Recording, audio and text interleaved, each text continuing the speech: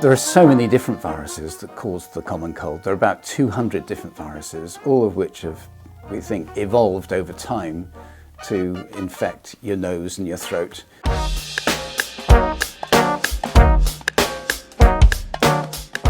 There are viruses which tend to be more specialised for growing at the low temperature of the nose, so they're better growing at 32 degrees than they are 37 degrees, so they really concentrate on the upper respiratory tract, just tend to cause nasal congestion, nasal streaming, sneezing, which of course helps the virus to spread to new victims.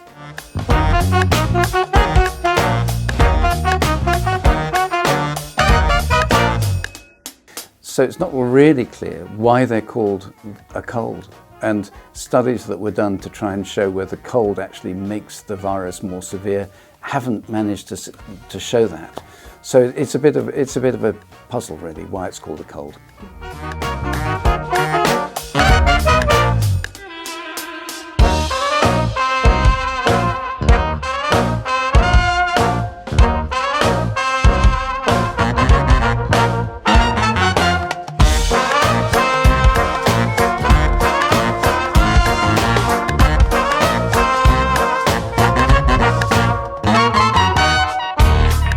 With any particular virus, there's often a balance between indirect and direct transmission, but they're all good ways of catching colds.